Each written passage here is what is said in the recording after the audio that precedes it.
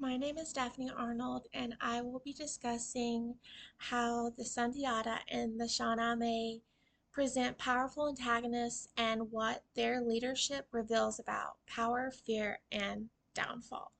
So, both Afrizab and the Saramo, they are rulers who seek to maintain control, but they do so in different ways, which in that Afrizab we see he relies more on political strategy and warfare, whereas Saramo rules through terror and isolation.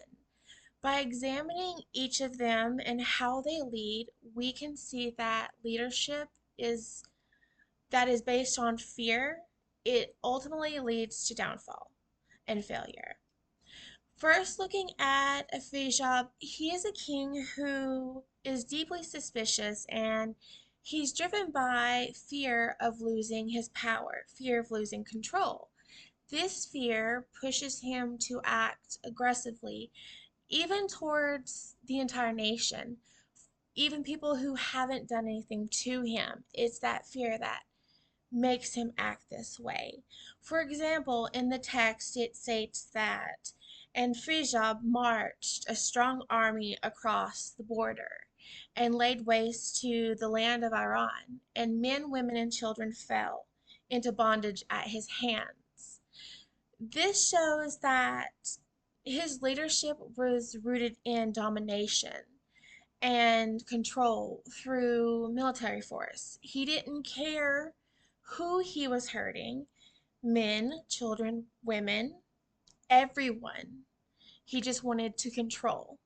So this approach, it was strategic and political, and it was still fueled by fear, which eventually led him to destroy rather than build alliances.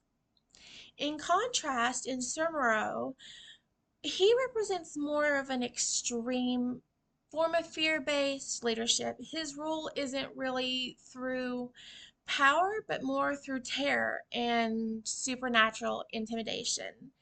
The epic states that his fetishes had a terrible power. All kings trembled before him, for he could deal a swift death to whoever he pleased. So, unlike a Frejab, Subaru isolates himself and he depends on fear alone to maintain control. This creates an environment where no one really trusts him and no one is really loyal to him. There's no loyalty, there's no companionship, it's only obedience. So, when we compare these two rulers, it's important to notice the difference between the two, and it becomes clear as you go through the two stories. Of Frejab, he uses calculated political and military strategies, while Sarmo relies on fear, magic, and isolation. However, despite these differences, both lead to their downfall. Afrasiab's constant conflict and paranoia weakens his rule, while Saramo's isolation makes him more vulnerable. As the text reflects, Saramo had come to despise everyone. Oh, how power can pervert a man. This line highlights how unchecked power can distort a leader's humanity and their judgment. Ultimately, they are further isolating themselves from their community and they're creating mistrust, and ultimately, they're going to create a wedge and conflict to where it's going to break. Looking at the consequences, both antagonists are defeated in the end, but they're defeated for different reasons. While Saramo, his refusal to trust or connect with anyone leaves him alone and ultimately easier to defeat, it's Efrajab's fear that leads to ongoing war and instability. And so, in contrast, the Sundiata, it rises a successful leader because he builds unity, trust, and purpose among the people instead of ruling through fear. From a modern perspective, especially when thinking about careers from careers or like leadership roles. These two epics together, they reveal important lessons in fields like healthcare, business, or social work, whereas I'm in healthcare. It shows leadership that's built on fear control. It often leads to failure or burnout, which is something we see a lot in nursing.